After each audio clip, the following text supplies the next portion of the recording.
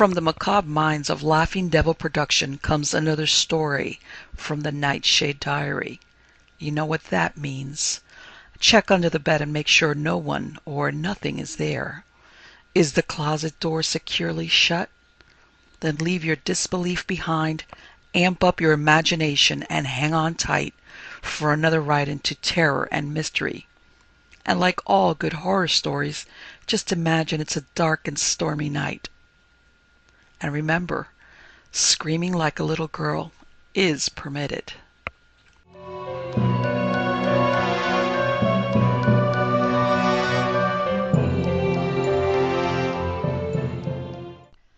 Black Gold by Thorp, McClusky. Henry Cabot Wade stood in the small main cabin of the schooner Marianne, his patrician forefinger pointing out a small black cross that enigmatically marked the faded chart beneath his hands. Henry Cabot Wade's thin shoulders were stooped, for the cabin, although comfortably appointed, was low-ceiled. The last of the Wades was not as rich as his forefathers had been. As the family fortunes had shrunk, so had their sailing craft. "I think that this is the spot, Captain Manley." Wade's voice was thin, New Englandish like the bite of frosty air. Jeremiah Manley nodded. He spoke in a slow, twangy drawl. "Yes, these are without doubt the two islands indicated on the chart.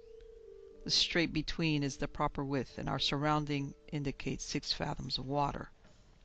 Wade smiled bleakly. "I suppose it is too late to begin the search today." "Yes, the sunlight is fading. We'll remain at this anchorage for the night and begin work around 10 in the morning." Wade's precise smile broadened. "That glass-bottomed boat should get results in quick time.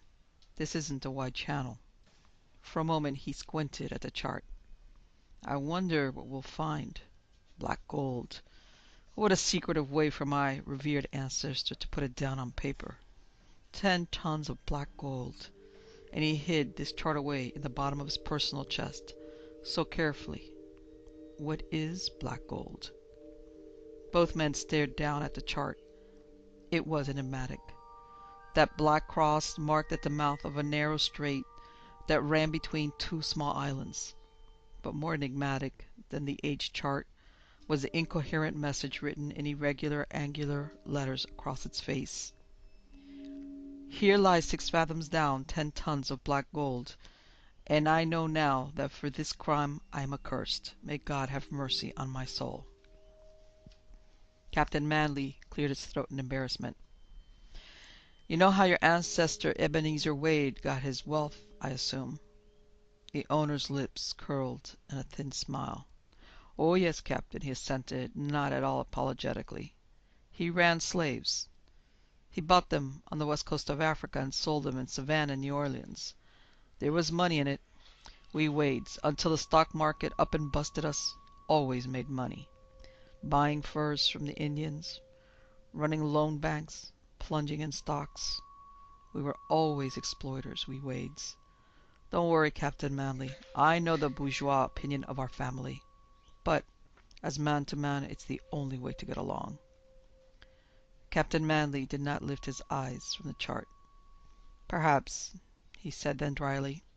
"A great many people seem to agree with you. But all this is beside the point. Mr. Wade, did you ever hear the old story that your great-grandfather dumped a shipload of slaves overboard? One time a curious frigate chased him, that he never went to sea afterward?" Wade laughed sardonically. "No Wade would have been that soft." Captain Manley stroked his grizzled chin. He kept his eyes focused on the chart as he replied. "This is a narrow, shallow channel, Mr. Wade. A light vessel, if chased, would very likely put in here, where a square-rigged frigate might be expected to have trouble, especially with a quartering wind. It would give a man time to unload his cargo. Slaves' smell isn't real evidence, Mr. Wade." For an instant the small cabin was still. Then Wade smiled a trifle thinly. "You're trying to tell me that one of my ancestors was fool enough to draw a chart showing where he dumped overboard a shipload of slaves?" he snapped. "You don't know the Wades." Captain Manley's eyes lifted to the owner's finely chiseled face.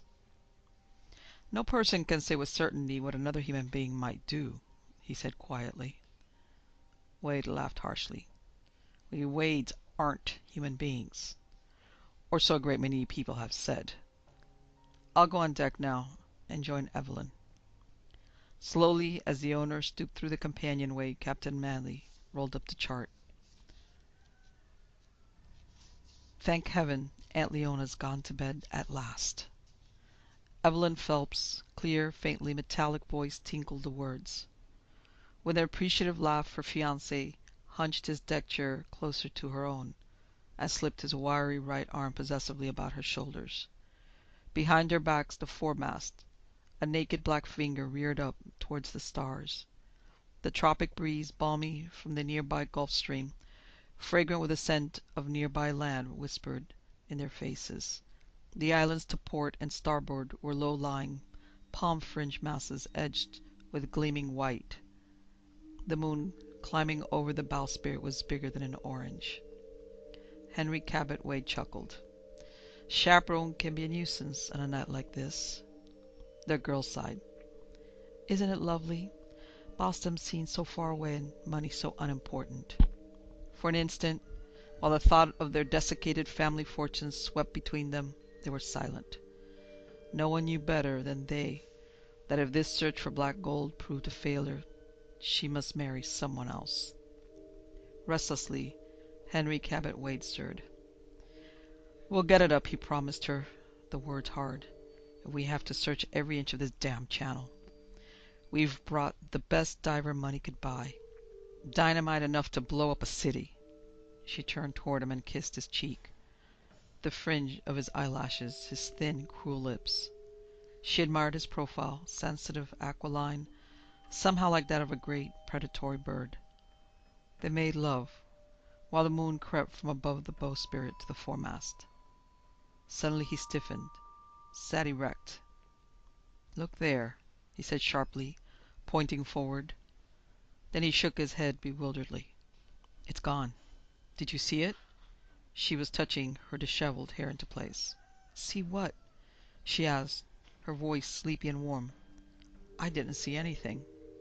Puzzledly he muttered, I thought I saw a head appear momentarily above the rail and then vanish. It was just a sort of dark blob. Optical illusion, I guess. He shrugged, looked at her, unresisting in his arms. For long minutes they loved. Then abruptly he loosed her, turned his head to peer forward. He had heard distinctly a soft, naked shuffling behind him. And in that instant a strangled, high-pitched scream burst from his lips, and he was stumbling, scrambling to his feet, his face ashen, his mouth and eyes hideous with terror. Run, Evelyn, run! He was flailing out with his fists in the moonlight, flailing out into emptiness.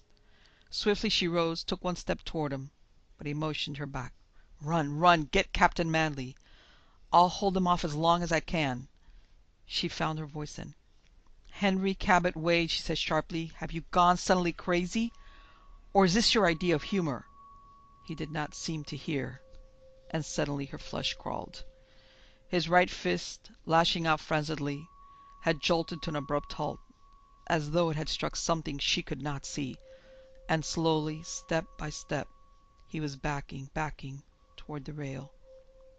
She could see his face now, half turned toward her, and she could see that this was no play acting, that whatever was happening was, to him at least, horribly real. And still his fist lashed out, until suddenly his left arm lashed out no more, but remained close to his side, tugging, struggling weirdly, as though pinioned to his body by invisible hands.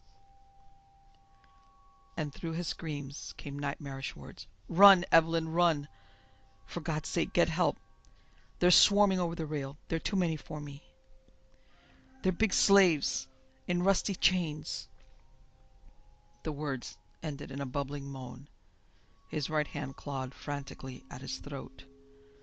Like a puppet dangling at the end of invisible strings, he rose up and over the rail, backward, and vanished from sight.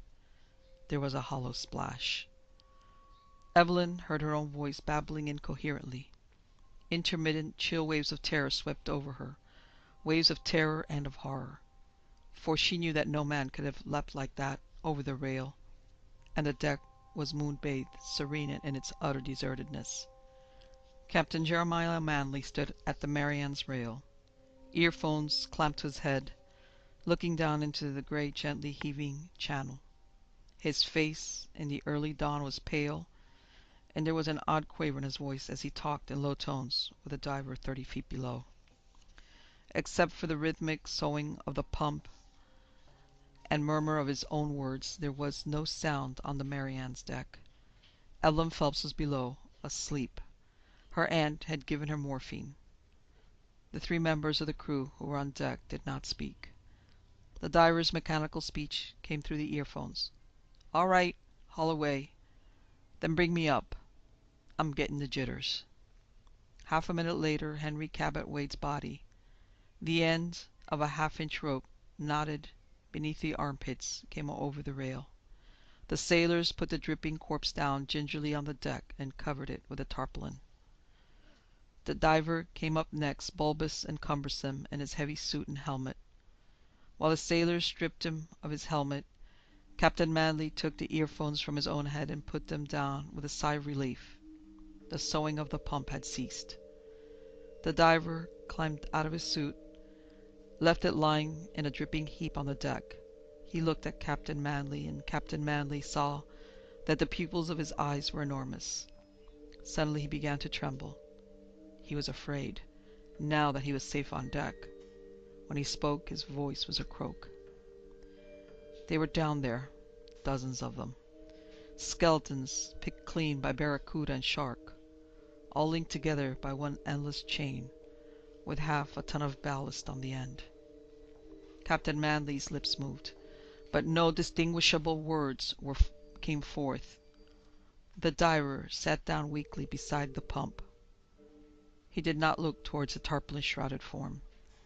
Wade was tangled up in them. There was 20 or more of them piled on top of him. They broke all apart when I touched them. And one of them, right on the bottom of the pile, had him by the throat. I had to pick the finger bones out of his neck, and the strangler wore this thing.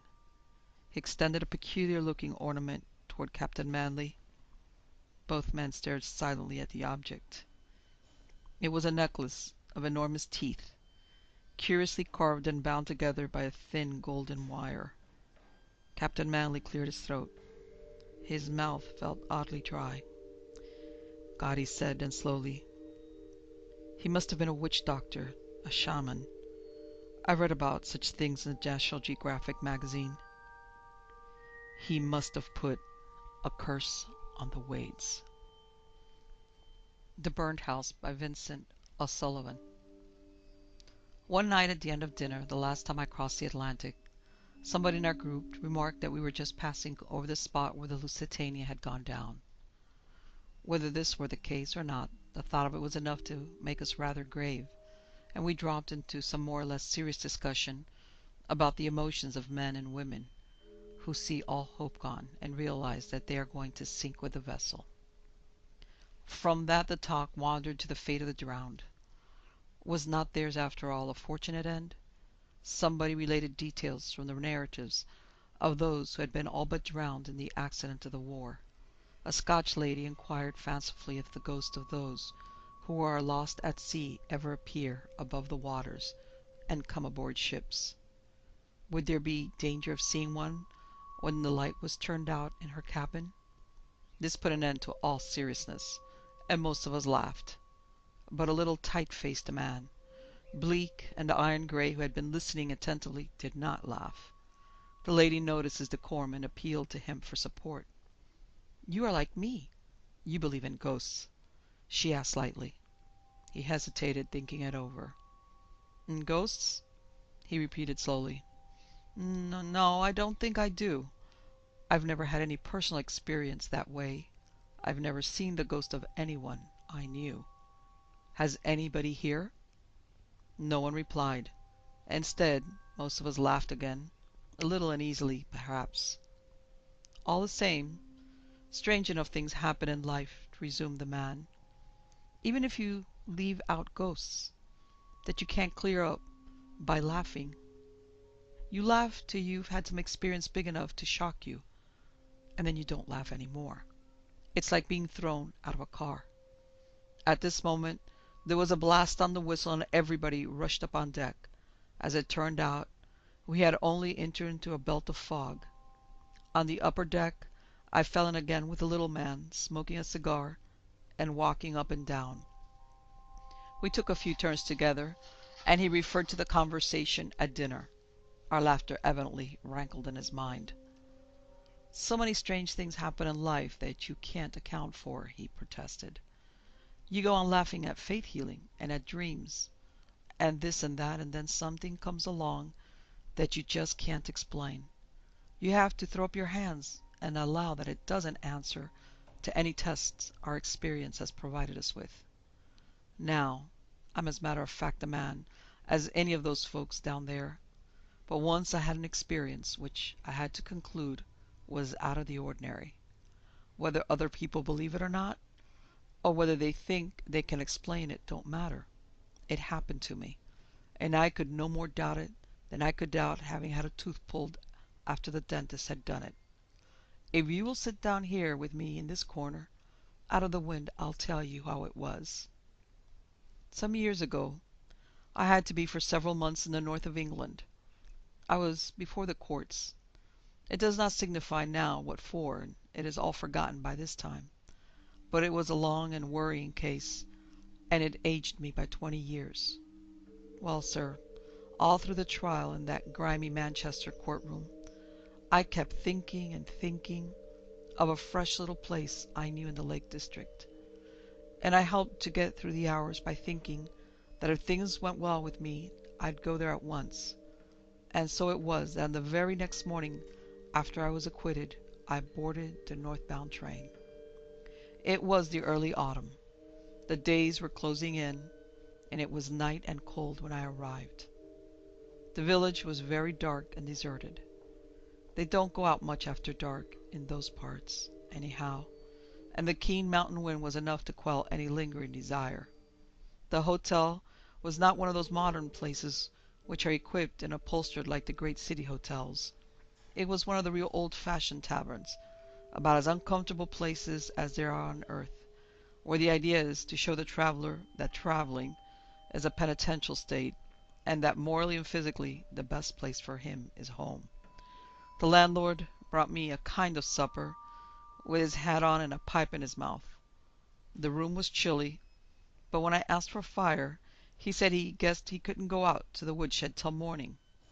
There was nothing else to do, when I hadn't eaten my supper, but to go outside, both to get the smell of the lamp out of my nose and to warm myself by a short walk. As I did not know the country well, I did not mean to go far, but although it was an overcast night, with a high northeast wind and an occasional flurry of rain, the moon was up, and even concealed by clouds as it was, it yet lit the night with a kind of twilight gray, not vivid like the open moonlight, but good enough to see some distance. On account of this, I prolonged my stroll and kept walking on and on till I was a considerable way from the village, and in a region as lonely as anywhere in the country. Great trees and shrubs bordered the road, and many feet below was a mountain stream. What was the passion of the wind pouring through the high trees, and the shout of the water racing among the boulders? It seemed to me something like the noise of a crowd of people.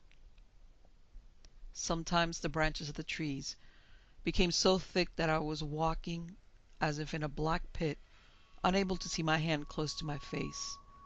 Then, coming out from the tunnel of branches, I would step once more into a great clearness which opened the road and surrounding country a good way on all sides.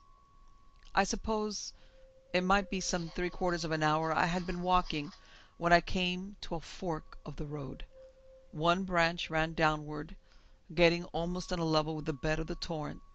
The other mounted in a steep hill, and this, after a little idle debating, I decided to follow. After I had climbed for more than half a mile, thinking that if I should happen to lose track of one of the landmarks, I should be very badly lost. The path, for it was now no more than that, curved, and I came out on a broad plateau.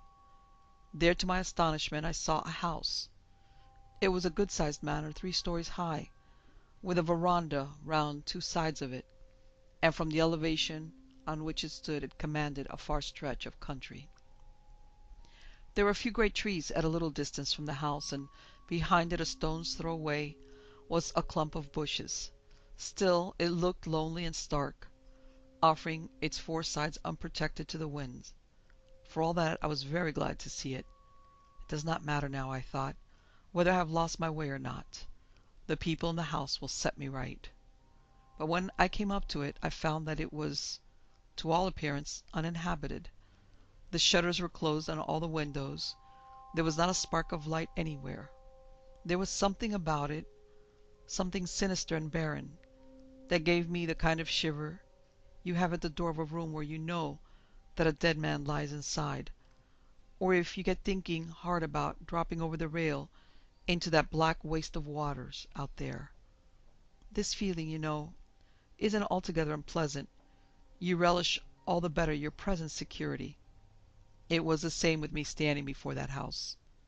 I was not really frightened. I was alone up there, miles from any kind of help, at the mercy of whoever might be lurking behind the shutters of that sullen house. But I felt that by all the chances I was perfectly alone and safe. My sensation of the uncanny was due to the effect on the nerves produced by wild scenery in the unexpected sight of a house in such a very lonely situation. Thus I reasoned, and instead of following the road further, I walked over the grass till I came to a stone wall, perhaps 250 yards in front of the house, and rested my arms on it, looking forth at the scene. On the crest of the hills far away, a strange light lingered, like the first touch of dawn in the sky on a rainy morning, or the last glimpse of twilight before night comes. Between me and the hills was a wide stretch of open country. On my right hand was an apple orchard, and I observed that a stile had been made in the wall of piled stones to enable the house people to go back and forth. Now, after I had been there leaning on the wall some considerable time, I saw a man coming towards me through the orchard. He was walking with a good free stride, and as he drew nearer I could see that he was a tall sinewy fellow, between 25 and 30, with a shaven face, wearing a slouch hat, a dark woolen shirt, and gaiters. When he reached the stile and began climbing over it, I bade him good night in a neighbourly fashion. He made no reply, but he looked me straight in the face, and the look gave me a qualm. Not that it was an evil face, mind you. It was a handsome, serious face, but it was ravaged by some terrible passion.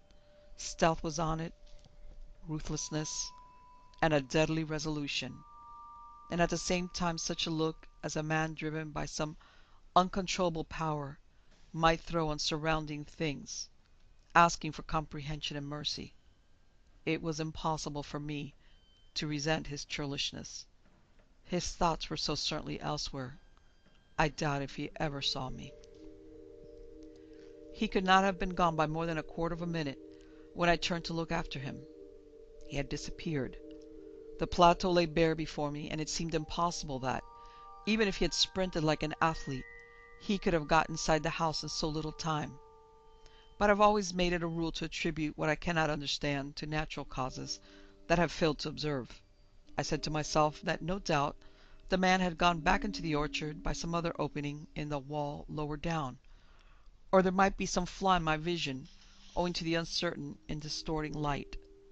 But even as I continued to look toward the house, leaning my back now against the wall, I noticed that there were lights springing up in the windows behind the shutters.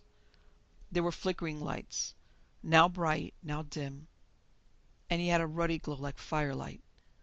Before I had looked long I became convinced that it was indeed firelight. The house was on fire. Black smoke began to pour from the roof. The red sparks flew in the wind. Then, at a window above the roof of the veranda, the shutters were thrown open, and I heard a woman shriek. I ran towards the house as hard as I could, and when I drew near I could see her plainly. She was a young woman. Her hair fell in disorder over her white nightgown. She stretched out her bare arms, screaming. I saw a man come behind and seize her, but they were caught in a trap. The flames were licking round the windows, and the smoke was killing them. Even now the part of the house where they stood was caving in. Appalled by this horrible tragedy, which had thus suddenly risen before me, I made my way still nearer the house, thinking that if the two could struggle to the side of the house, not bounded by the veranda, they might jump, and I might break the fall. I was shouting this at them. I was right up close to the fire, and then I was struck by... I noticed for the first time an astonishing thing. The flames had no heat in them. I was standing near enough to the fire to be singed by it, and yet I felt no heat. The sparks were flying about my head. Some fell on my hands, and they did not burn. And now I perceived that, although the smoke was rolling in columns, I was not choked by the smoke, and that there had been no smell of smoke since the fire broke out. Neither was there any glare against the sky.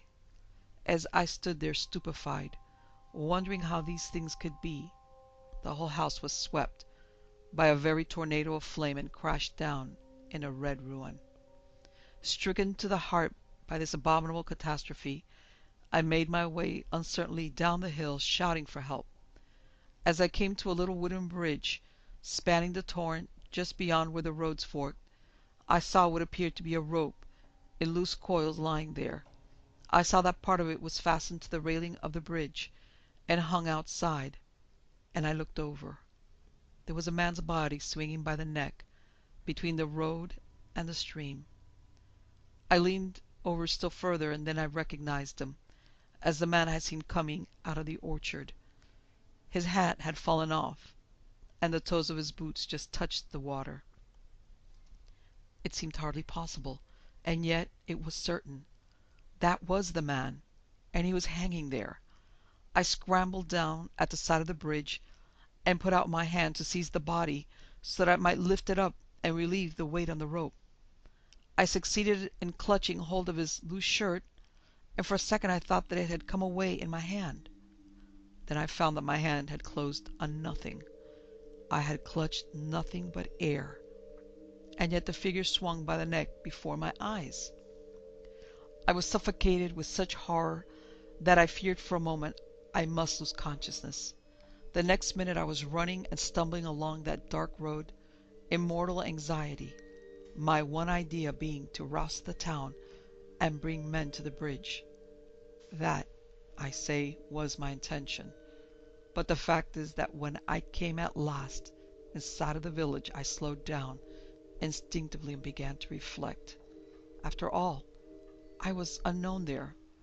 I had just gone through a disagreeable trial in Manchester, and rural people were notoriously given to groundless suspicion. I had had enough of the law and of arrest without sufficient evidence. The wisest thing would be to drop a hint or two before the landlord and judge by his demeanor whether to proceed. I found him sitting where I had left him, smoking, in his shirt sleeves with his hat on. "Well," he said slowly, "I didn't know where you had got to." I told him I had been taking a walk. I went on to mention casually the fork in the road, the hill, and the plateau. "And who lives in that house?" I asked, with a good show of indifference, "on top of the hill?" He stared. "House?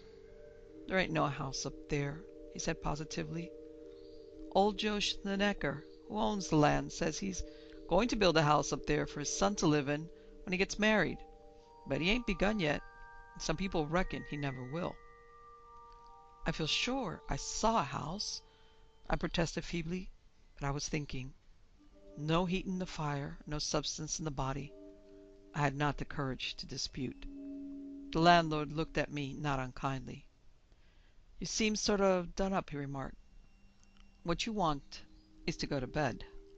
The man who was telling me the story paused. For a moment we sat silent, listening to the pant of the machinery, the thrumming of the wind in the wire stays, and the lash of the sea. Some voices were singing on the deck below. I considered him with a shade of contemptuous superiority we feel, as a rule, towards those who tell us their dreams, or what some fortune teller has predicted. Hallucinations, I said at last, with reassuring indulgence. Trick of the vision, toxic ophthalmia. After the long strain of your trial, your nerves were shattered. That's what I thought myself, he replied shortly, especially after I had been out to that plateau the next morning and saw no sign that a house had ever stood there. And no corpse at the bridge, I said and laughed. And no corpse at the bridge. He tried to get a light for another cigar. That took him some little time, and when at last he managed it, he got out of his chair and stood looking down at me. Now listen. I told you that the thing happened several years ago. I'd got almost to forget it. If you can only persuade yourself that a thing is a freak of imagination, it pretty soon gets dim inside your head.